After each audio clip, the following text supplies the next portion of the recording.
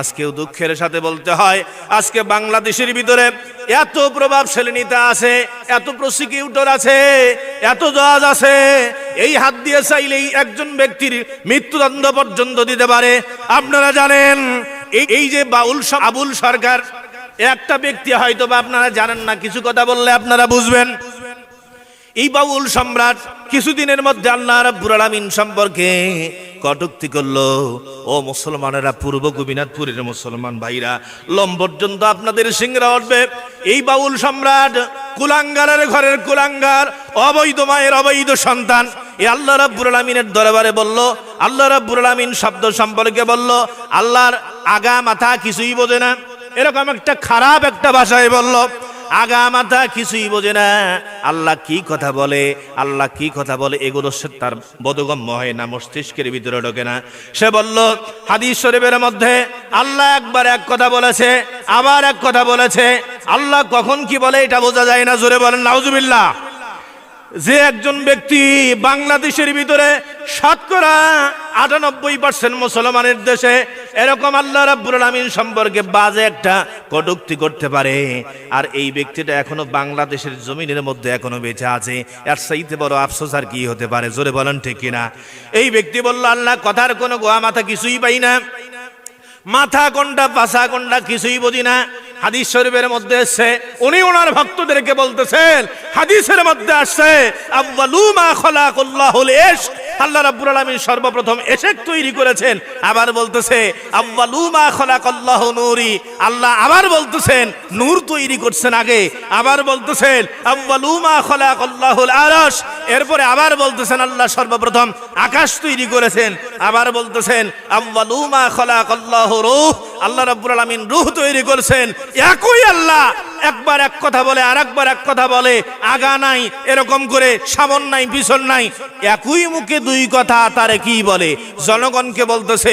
আচ্ছা পূর্ব গোপীনাথপুরের মুসলমান ভাইরা, আল্লাহর সম্পর্কে এরকম বাজে মন্তব্য যে কুলাঙ্গারটা করতে পারে, এর কি দেশের ভিতরে বেঁচে থাকার কোনো অধিকার আছে? জোরে বলেন আছে? এর তো কোনো অধিকার নাই। আজকে দেখা যাচ্ছে গলা ফাটায়া অনেক নেতা পর্যন্ত বলতেছে বাউলদের উপরে আঘাত, এটা আমরা তীব্র নিন্দা জানাই। আমরা স্পষ্ট করে বলতে চাই, বাউলদের এই সমস্ত যারা এরকম করে কুলাঙ্গার অবৈধ সন্তান, যারা আল্লাহ রাব্বুল আলামিন সম্পর্কে কটূক্তি করতে পারে, এদের পক্ষে যারা দাঁড়াবে এরাও মুরতাদ, এরা মুরতাদ হয়ে গেছে, এদেরও ফাঁসি কার্যকর করতে হবে। জোরে বলেন ঠিক কিনা? সম্মানিত মহতেরাম মর্যাদার হাজিরিন, প্রশ্ন হলো দুইটা, আল্লাহর পক্ষ আর বাউলের পক্ষ। ওই মুসলমানেরা কার পক্ষ নেবেন? নিঃসন্দেহে আল্লাহর পক্ষ আর বাউলের পক্ষে একজন মুসলমান কখনো নিতে পারে না। যেই মুসলমানটা বাউলের পক্ষ নেবে, এর কখনো ঈমান থাকতে পারে না। জোরে বলেন ঠিক কিনা? সম্মানিত মহতেরাম মর্যাদার হাজিরিন, কেমন মন্তব্য! লম পর্যন্ত সিংরা উঠবে আপনাদের। এ বলতেছে কুল আউযু বিরাব্বিন নাস। এই সূরা নাস সম্পর্কে পবিত্র কোরআনুল কারীমের 114 নম্বর সূরা সম্পর্কে একটা ব্যঙ্গবাত্মক কথাবার্তা বললেন সূরা নাসের মধ্যে খালি নাচানাচি। জোরে বলেন নাউজুবিল্লাহ, আরো জোরে বলেন না নাউজুবিল্লাহ। এ বলতেছে সূরা নাসের মধ্যে নাচানাচি। কুল আউযু বিরাব্বিন নাস, আল্লাহ রাব্বুল আলামিন বলেন, ও নবী আপনি জানা দেন, আপনি বলেন সমস্ত মানুষের মালিক রাব্বুল আলামিনের কাছে আশ্রয় প্রার্থনা করতেছি।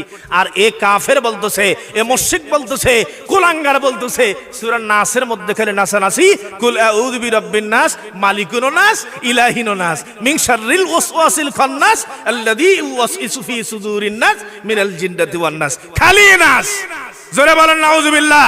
সম্মানিত মহতেরাম মর্যাদার হাজিরিন, এ বাউল, এ তো বাউল হতে পারে না, একটা কুলাঙ্গার, অবৈধ মায়ের অবৈধ সন্তান। জোরে বলেন ঠিক কিনা? আমরা পূর্ব গোপীনাথপুর এই ফাউজিয়া খানম হাফিজা মাদ্রাসার ঐতিহাসিক তাফসিরুল কোরআন মাহফিলের পক্ষ থেকে আমরা প্রধান উপদেষ্টার কাছ থেকে এই আবেদন জানাইতে চাই, অতি সত্বর এই আবুল সরকার নামে ভণ্ডকে অতি সত্বর ফাঁসি কার্যকর করতে হবে। কারা কারা রাজি আছেন দুঃখের হাত তুলে আল্লাহ তাআলাকে দেখেন। লিল্লাহি তাকবীর, লিল্লাহি তাকবীর।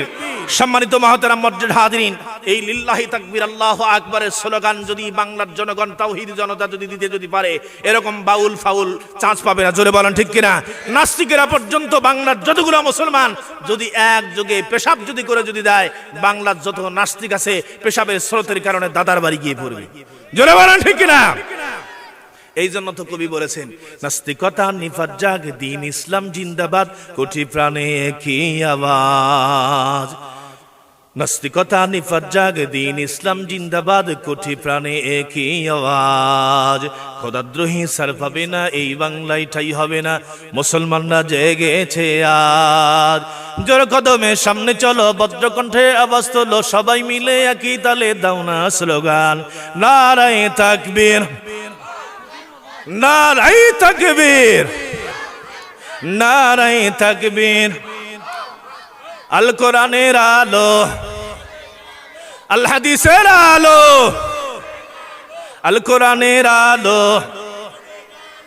ও ইসলামেরই জন্য দেশের হয়েছে জন্ম, ইসলামের বিরুদ্ধে গেলে দেশ হবে ভিন্ন। জোরে বলেন ঠিক না?